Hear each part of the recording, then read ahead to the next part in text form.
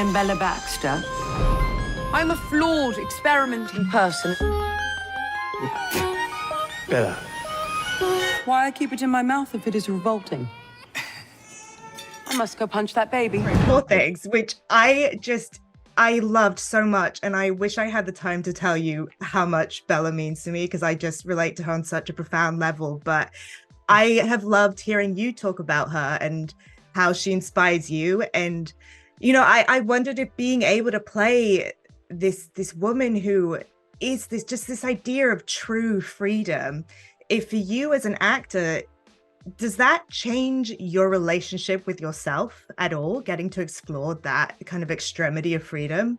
I think so. I found her inspiring in all ways. And I think her lack of shame and self-judgment can't help but rub off on you in a way. Like, I will say that since playing her, this is always stupid to me, and no offense to any other actors that may ever hear this, but I'm always like, oh, an actor talking about like, oh, it's so transformative, blah, you know, like it was therapy.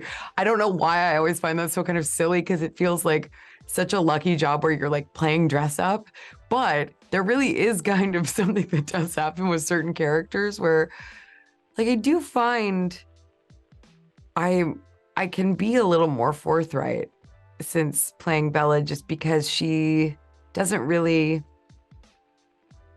understand why she shouldn't just be able to say what it is she needs or thinks. And maybe that's also just getting older. But there's something so inspiring about how every moment is fascinating to her, and the good and the bad are, you know, hold equal weight. And you really realize like life goes by very quickly, and she seems to have that internalized, you know, it's like in her body, that memory somehow. And so she just soaks it all up in the most beautiful way and has such a hunger for experience. And I don't know, all of it is just very, yeah, I think you can't help but have it rub off on you a little bit. And to me, like, the really delicate part of this performance, and I talked a little bit to Holly Waddingham about this, is, you know, you want her, she lacks knowledge, but she's not infantilized. And I wondered, you know, how you, and also maybe how you and Yorgos together made sure that you never went into that trap. Yeah, it was very important to us. I mean, it's interesting because just because she's learning everything for the first time doesn't not make her the wisest person in the room. Because she is just telling the truth. She doesn't have this need to possess other people. She doesn't have this need to lord over anyone or have this power. And so like in her sort of clarity of self as she's growing, I think that a lot of other characters are sort of, you know, she's a mirror to them. She's sort of, you know, their egos get rocked, or they have the need to grasp onto her and hold her because she has this sort of, you know, mix of purity and wisdom, deep wisdom about her. So, but in terms of playing her in a literal sense, that was something that very much was not what we were going for. It was, you know, the references for her were like none at all, like not even, you know, looking at like young people or anything like that, or like videos of toddlers walking or anything like that. It was very much like trying to invent this creation of sorts, and have it feel, you know, unique and not derivative of like a kid, in any way, because she's a metaphor. So might as well make it up. I found Godwin really moving because I think the thing about his character is that he both is Frankenstein and Frankenstein's monster kind of contained in one person. Well and done. Obviously, Alistair Gray's novel, you know, has a very direct link to the book. But I wondered if, Willem, if you actually went back to Mary Shelley's work to kind of explore the character through that? You know, not while I was doing it. And since then I have. And it was interesting because you forget, you think of Frankenstein and you think of it being a horror movie, but that character was very sensitive and he wasn't social conditioned either. He was just curious and pure feeling and pure experience, but the world rejected him. That's the big difference, where Bella goes out in the world and everybody's come here, lovely, you know. So that's a big difference. But I I didn't think about it so much because that's kind of the setup, and then this whole fantastical world is another thing. But the setup is important, the whole reanimation. But there are lots of differences, certainly. Yeah, absolutely. But I found him a moving character because he's got such a dark, conflicted.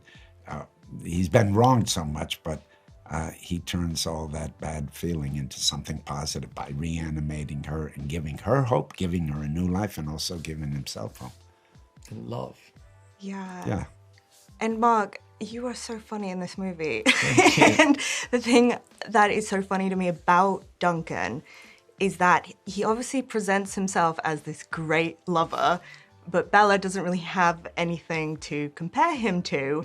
And I was actually quite curious, in your head, like the reality of Duncan, where on the scale of like dynamite in the sack and just like truly tragic is he actually? Because you kind of, it's sort of implied in the movie, but it's not conclusive, I would say.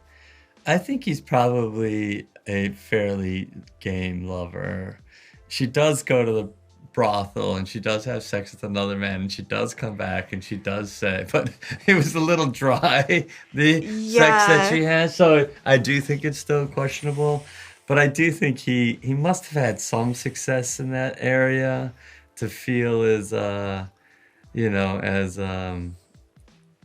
as confident as he does. But ultimately, he's probably mostly in it for himself. Because he's so insecure about it. He is so insecure about there's so a little much. bit of a, Oh yeah, you scratch the surface and that guy's like just has a paper asshole, you know. He just sorry, he just falls apart. Is that a mixed metaphor? I just made that up. Yeah, but you get the sense, right? I'm working on it. yeah, I'm There's gonna not a lot of workshop that. substance there.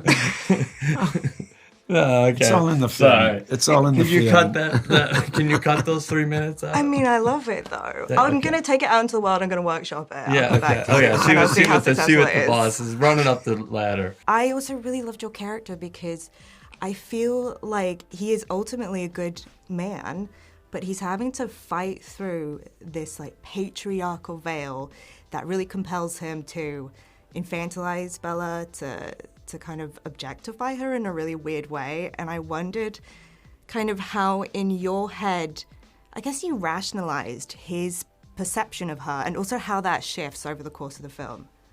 Yeah, I think that he, the Max character for me is, he loves Bella's curiosity. I think she's curiosity personified as a person. And he's really curious. It's why he's into the sciences and it's why he's into Godwin, right, to begin with. And so what she offers, I think he's really enchanted by, but he starts off with that desire to control that a lot of the men in the film have. I think every man in the film is exhibiting a different part of control. And I also think, I would argue, all the men in the film are in every man. We all have these parts. And Max, I think, is the embodiment of the part of you that gets to choose to let that go. And he gets kind of expanded by love, which I think is why their relationship is really beautiful to me. God, I really love how you phrase that. I so agree. Yeah. And you mentioned like his curiosity about Godwin, and I found it so interesting that it feels like he almost purposefully alienates himself from the other medical students because he wants to enter this almost outsider realm that Godwin inhabits. And so I wondered, like, how does he see himself? Does he see himself as an outsider? Does he want to be an outsider? What's his sort of thinking there? I think he's an outsider. I think he's viewed as that. He's obviously the poor student, and he is there really, I kind of felt the dynamic with all the other students, maybe it's kind of like that classic higher institution thing where a lot of people are born into it and then some people claw their way in. And I felt like that was him. And I think that in that same frequency, he sees someone like Baxter and he sees another outsider who's quite visibly one, obviously because he's been experimented on and he looks so strange. And but he's fascinated by not just the kinship he thinks they have, but what he has to offer. So I know, women tend to get asked this question a lot, so I thought I'd bring it to the boys. But there is this debate online that I see a lot, which I find a bit silly. This idea that, you know, sex on screen has no narrative purpose. But I feel like this Poor Things obviously shut that down. Huge part of the Right. story, because it's a you know, a woman growing from very early on to her teens up to a fully realized, I mean, and how many of us in our teens, all we really cared about was sex. You know, I was like, if we could do what Emma and Duncan did in our teens, some of us, probably more lucky than others, did get to do that. But it's such an important part of our all human development. I mean, the idea that you would leave that out. But on the other hand, there is a lot of gratuitous sex scenes in movies. All of a sudden, you're in a sex scene. You're like, why am I? And it feels weird as an actor, because you're like, why are we? I know why we're in this. You know, it's just to get a certain audience in here, which is fine. But this does not smack of that at all.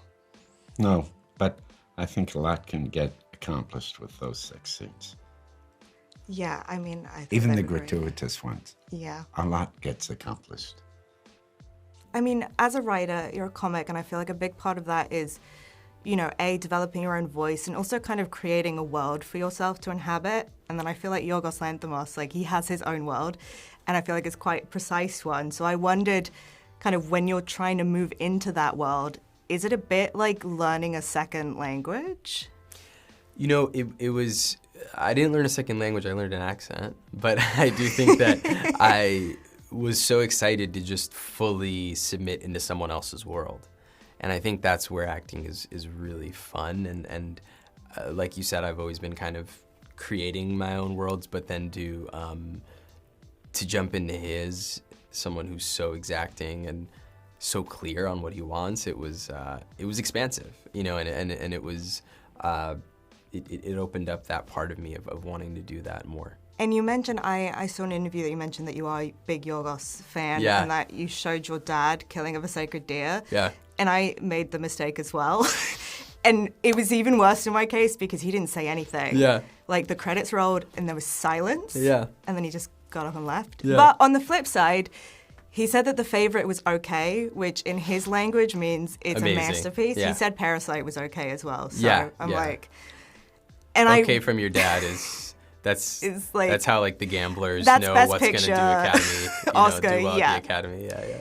But I really want him to see Poor Things. Yeah. And I wanted to ask you, like, how should I mentally prepare him?